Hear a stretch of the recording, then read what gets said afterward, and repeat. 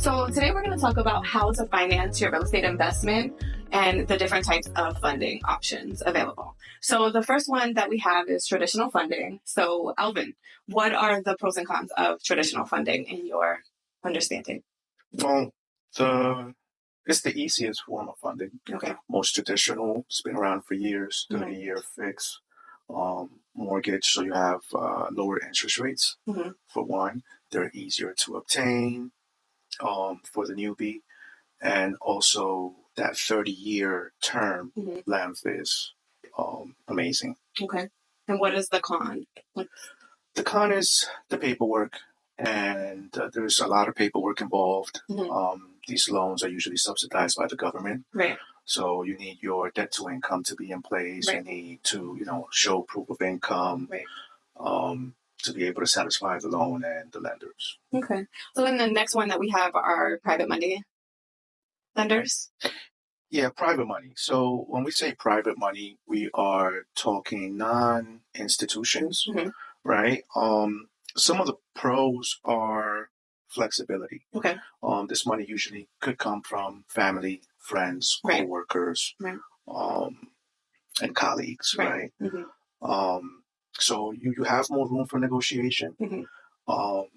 The qualifications are usually based more on what you can offer to the deal, rather than, your credit score, debt to income, and so on. Some of the cons is it's not as easy to obtain, right? Sometimes you need to build some rapport with a group of people or convince, friends and family to help you fund your deal. Right. And the next one we have are the hard money lenders. And what are your thoughts on the pros for that? The pros with hard money is that it's all based on the deal, right? Similar to private money, right? If you have a great deal, you have some experience, you could go to a hard money lender, present them with the deal. The down payment is usually lower because it's heavy deal focused. Right. And a con? A con, high interest rates. Right. Aggressive payback. Yes. Yes. And seller financing. Seller financing, the pros of it is you pretty much don't need anything. Right. You like this one? Yeah, I love it. It's all negotiable. Everything is negotiable. You find the seller, usually a motivated seller, or someone that's potentially, for one reason or another, don't want the property. And doesn't care to have a chunk of money all at once. You're able to work it out the terms, down payment, usually a low down payment. Most likely they're not checking your credit score. They're not checking if you have a job. They're just going to sign over the deed. You're going to take over the property, make it profitable, and make them payments through time. And how about credit cards? You like this one also? Yeah, I do like credit cards. This usually works better in low markets, right? Where, you could get cheaper properties. You're able to get credit cards at 0% for a limited amount of time, which gives you enough time to acquire a property, rehab it as needed, and refinance it, pay off the credit cards during that low interest period. And you get to keep a property cash flowing for yourself in the future. So, and most people think that credit cards are bad. But in real estate investing, we found that credit cards are great. I totally agree. Okay. 401k retirement plan. It's hidden money. That's what I like to call it. We usually work jobs. They make us automatically put money into a 401k. We never see that money. But so the pros are that the interests are low, right? Because the money is secure. So another misconception is you don't need to cash out, right? You could take a loan on your 401k, which is low interest. They'll have your money, pay no penalties. Use that money and put it on a, better producing asset such as real estate, and pay that money back, that loan back over time, and still have your 401k funded. So similarly, a HELOC is also another option. Right, another form of hidden money. Through time, if you already own a property, through time, you will build equity in it by paying down the mortgage every month via the down payment and also market appreciation. So you may find several $1,000s, tens of thousands, sometimes hundreds of $1,000s just sitting there not working for you. Right. So sometimes also with smaller deals or even bigger deals, a partnership, a real estate partnership is a good option. Yeah. If you find a deal, if you have a great deal, there are plenty of other investors with the money to fund that deal, right?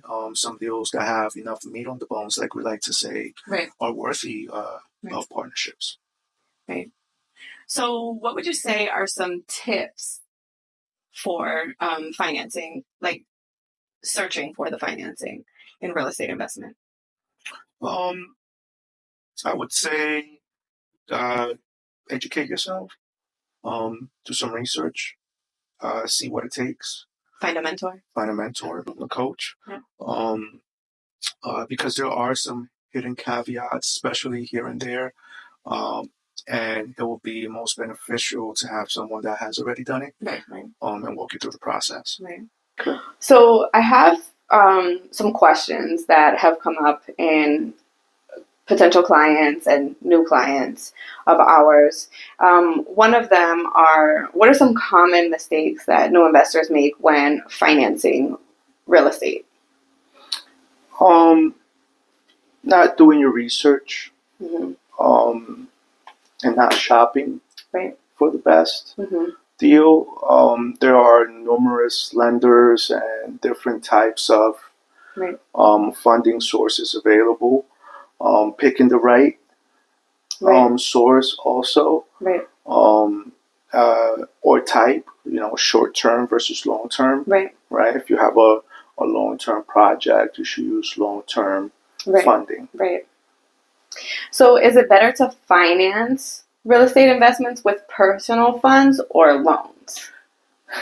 So my theory is leverage where you can. Right. Other people's money. Right. So as long as you can leverage, it's always best to use loans. Right.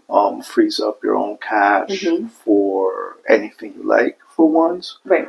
And it also forces you to get better deals. Right. Because you create more equity, you create more profit when you know that you have to take a piece of that in account for the cost of lending. Right. So the other question is, how can an investor improve their chances of securing a loan for real estate investment? I think education, right? Having the right knowledge. Right. It's one way. The other way is to make sure your finances are in place, right? Decent credit score. Yeah. So demonstrating that stable income somehow. Right. So that's one thing. We also mentioned having great deals, right? Sometimes is it's not your credit score, it's not your income, but the deal that you're has able to be to good. get. Yeah. Right. Yeah. All right. So is there anything else you would like to add to financing in real estate? Any other tips, tricks, thoughts? Yeah, so it's a process. We don't have enough time for this video to actually discuss everything from DSCR loans, personal loans, etc. But there are no limitations to what could be accomplished. Right? There's no limit to the amount of funding that's available. And it's all about strategy. Yeah, strategy and applying systems to those strategies. Right. So definitely, linking up with good mentors, coaches, someone that's experienced in the field, is always to your advantage. And somebody willing to teach you one-on-one, honestly, has been, for me, for you, teaching me has been like key to a lot of my successes. So I would say that a mentor to teach you the ins and the outs of the business are key to everything. Yeah, you pretty much grab someone's years and years of experience and make it your own. Yep. So it's like being an experienced investor from day one. Right. So we'll continue to provide you with some good knowledge and information, and if you'd like to connect, let us know.